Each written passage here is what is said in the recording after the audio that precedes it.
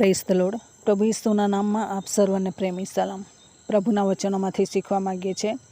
યશાયા પ્રબોધકનું પુસ્તક, તેનો 27મો અધ્યાય, બીજી કલમ. ત્યાં લખવામાં આવ્યું છે, તે દિવસે આનંદદાયક દ્રાક્ષાવાળી સંબંધી ગીત ગાવો. હું યહોવા તેનો રક્ષક છું. પળે પળે હું તેને સિંચું છું. રાત દિવસ હું તેનું રક્ષણ કરું છું, રખીને કોઈ તેને ઉપદ્રવ કરે. આ કોની દ્રાક્ષાવાળી છે? આનંદદાયક દ્રાક્ષાવાળી ઇસરાયેલ લોક હતા, અને એને સાચવવાની જવાબદારી પ્રભુની હતી, કેમ કે એ પ્રભુના લોક હતા. અને પ્રભુ એમના માટે કહે છે કે પળે પળે એને હું સિંચું છું, હું એનું રક્ષણ કરું છું, કે જગતના લોકો અને શૈતાન એમને ચોરી ન જાય, એમને ઉપદ્રવ ન કરે.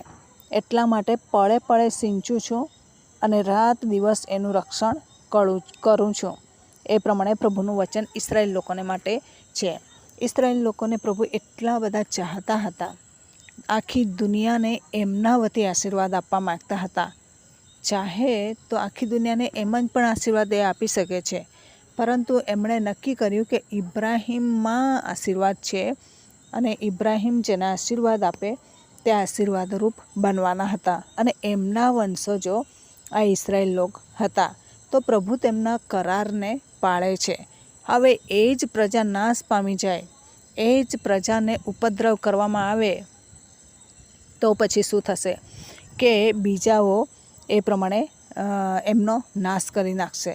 એટલા માટે પ્રભુ કહે છે કે પળે પળે હું એમને સિંચું છું અને હું એમનું રક્ષણ કરું છું. આજે ઇસરાયેલ લોકોની સાથે આપણે પણ કલમ રૂપે મેળવાઈ ગયેલા છે. કલમ રૂપે મેળવા ગયેલા છે, તો પછી પ્રભુ આપણું પણ રક્ષણ કરે છે. કદી પણ ગભરાવાની જરૂર નથી. પળે પળે ઈશ્વર આપણું રક્ષણ કરે છે અને આપણને સિંચે છે. આત્મિક જીવનમાં જો આપણે કમજોર બની જઈએ છીએ, આત્મિક જીવનમાં આપણે સુખાપણું મહેસૂસ કરીએ છીએ, એવા સમયમાં ઈશ્વર આપણને સિંચે છે. આપણી સિંચાઈથી કશું નથી થવાનું, પરંતુ જ્યારે ઈશ્વર સિંચે છે એવા સમયમાં આપણી દ્રાક્ષાવાળી છે એ આનંદદાયક બને છે. માલિકને ખબર છે, ખેડૂતને ખબર છે કે કેવી રીતના પાણી સિંચવું અને કેવી રીતના છોડવાને તાજગી મળશે, કેવી રીતના મૂળિયા સુધી પાણી જશે, એ પેલા ખેડૂતને ખબર છે. એવી રીતના પ્રભુ આપણો માળી છે, અને એને ખબર છે કે છોડવાઓનું જતન કેવી રીતના કરવું. આપણે એક આત્મિક ઝાડ તરીકે એમના આંગણામાં રોપાયેલા છે, તો આપણું સિંચન એ કરે છે.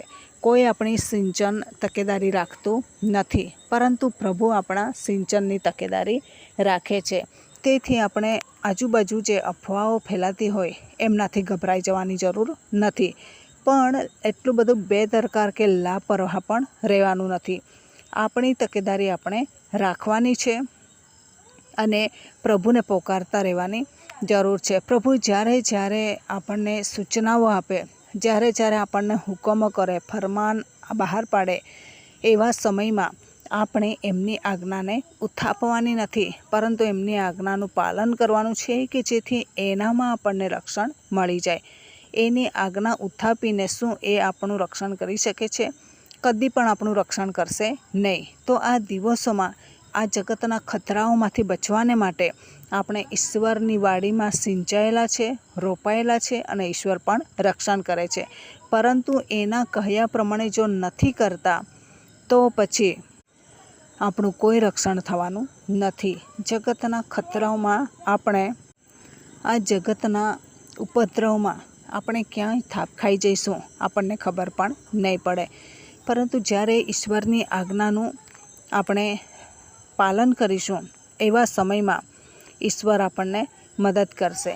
આ દિવસોમાં વધુ ને વધુ તેમના રાજ્યને માટે કામ કરતાં આગળ અને આગળ વધવાની જરૂર છે. અને જ્યારે જ્યારે ઈશ્વર આપણને દોરવણી પૂરી પાડે, કૃપા પૂરી પાડે, એમાં આગળ વધવાની જરૂર છે. ખતરાઓમાંથી પ્રભુ આપણને બચાવશે, પરંતુ એમના કહ્યામાં રહીએ. પળે પળે ઈશ્વર આપણું જતન કરે છે, પળે પળે એ સિંચન કરે છે. તેથી નાસીપાસ થવાની જરૂર નથી. તેમના કાર્યમાં વધુ ને વધુ મજબૂત બનીએ અને તેમના રાજ્યનો વિસ્તાર વધાવતા જઈએ. તો આ વચન પ્રમાણે જીવન જીવવા પ્રભુ આપણને સહાય કરે. વચનનો આશીર્વાદ પ્રભુ આપણને સર્વને પૂરો પાડે. આમેન. પ્રાર્થના કરીએ. પ્રેમાળ પરમેશ્વર પિતા, અમે તમારો આભાર માનીએ છીએ, તમારી સ્તુતિ જ કરીએ છીએ. તમામ શ્રોતાજનો ઉપર તમારી રહેમ દ્રષ્ટિ રાખજો. આ આફતજનક દિવસોમાં જગતમાં તમામ તમારા વહાલાઓનું તમે રક્ષણ કરો. એમની વાડીને તમે પળે પળે સિંચો. આત્મિક તરીકામાં જેઓ નબળા છે, નબળાઈ અનુભવી રહ્યા છે અને કમજોર છે, એમનું તમે રક્ષણ કરો. એમને તમે સિંચો. આત્મિક ખજાનાથી, આત્મિક વાનાથી તમે એમને નવાજો, સિંચો, કે જેથી પ્રભુ એમની દ્રાક્ષાવાડી, આત્મિક દ્રાક્ષાવાડી સુકાઈ ન જાય, પરંતુ તમારામાં દ્રઢ બને, તમારામાં મજબૂત બને એવી કૃપા અમે તમારી પાસે માગીએ છીએ. તમે અમારા પરાક્રમી દેવ છો. અમારા હકમાં સર્વસ્વ કરવા જઈ રહ્યા છો. તેના માટે પણ આભાર માનીએ છીએ, સ્તુતિ જ કરીએ છીએ. આદર, માન, મહિમા, ગૌરવ તમને આપતા આ પ્રાર્થના પ્રભુ ઈસુના મૂલ્યવાન નામની અંદર માગીએ છીએ. માટે સાંભળો, સ્વીકારો, માન્ય કરો. Amen. Thank you. Praise the lord. God bless you. Amen.